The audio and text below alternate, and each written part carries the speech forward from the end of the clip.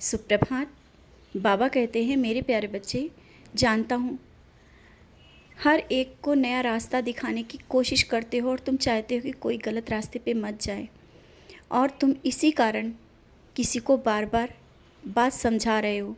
लेकिन कोई भी बात हो बार बार कहना सही नहीं है।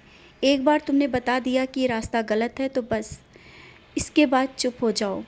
उसे स्वयं चुनना होगा रास्ता, सही और गलत का फैसला उसे स्वयं करना होगा।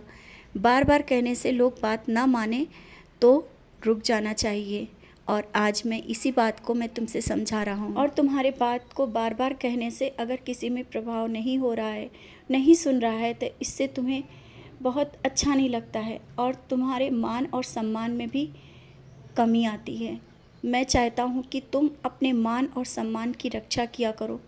इस तरह से बार बार किसी के पीछे भागना सही नहीं है।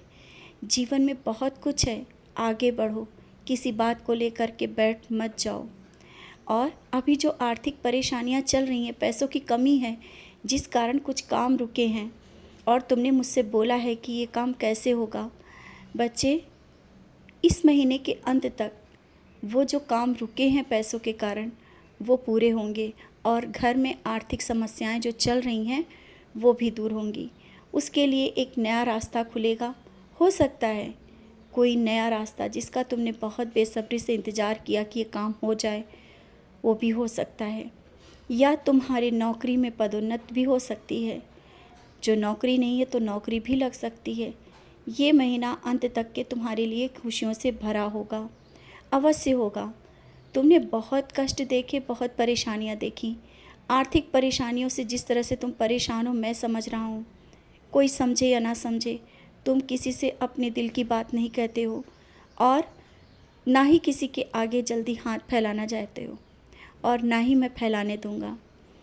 जिस कारण तुम चिंतित हो ना, रात को सो भी नहीं रहे हो कि कैसे ये सब काम होंगे, और काम बहुत से आगे हैं, हो जाएंगे। हर एक कार्य समय पर होगा। और तुम्हारे घर में जो भी इस समय एक समस्या आकर के खड़ी है ना, जिस कारण तुम चिंतित हो, बहुत चिंतित हो, सोचते हो कहीं ये समस्या बड़ी ना हो जाए।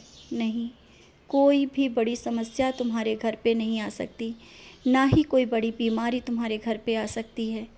मैं बैठा हूँ ना, तुम्हारा पिता, तुम्हारा साईं तुम्हारे घर में साक्षात स्वरूप में। तुम मेरे स्वरूप को सिर्फ स्वरूप मत समझो, मैं साक्षात विराजित हूँ। इसीलिए तो बार बार तुमसे कहता हूँ कि तुम निश्चिंत रहा करो। मैं जब बैठा हूँ, तुम कहते भी हो कि आप बैठे हो, फिर चिंता क्यों करते हो? क्यों करते हो चिंता?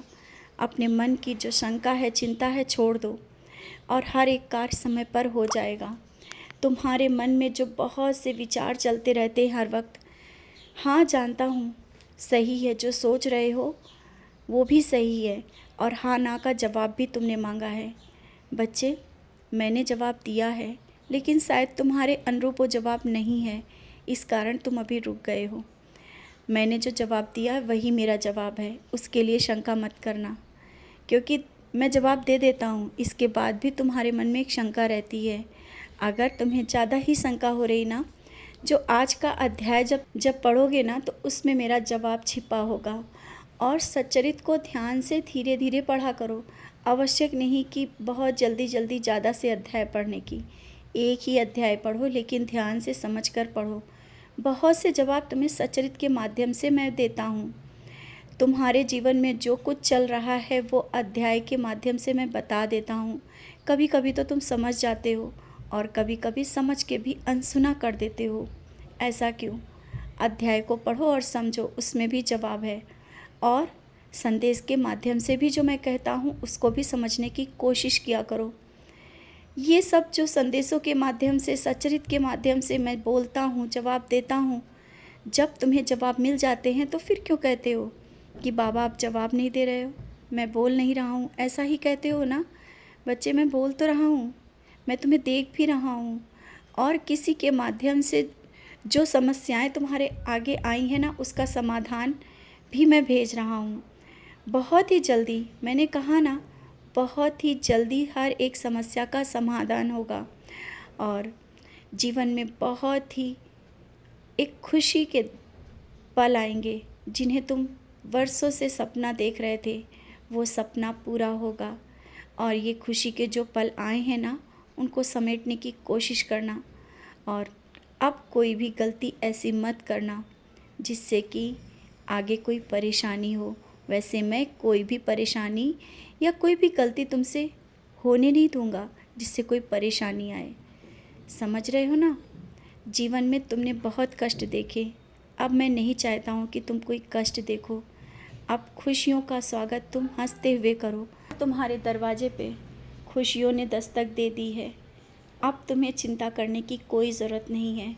सब कुछ धीरे धीरे संभलता चला जाएगा। अगर तुम्हें लग रहा है कि सब बिगड़ रहा है तो कैसे बिगड़ सकता है? तुम्हारी नज़रों में वो चीज़ें कैसे बिगड़ सकती हैं?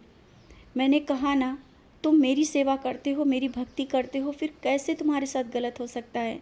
ना ही तुम्हारे साथ, ना ही तुम्हारे परिवार के साथ कभी कुछ भी गलत नहीं होगा। जो होगा सब अच्छा ही होगा। खुश रहो।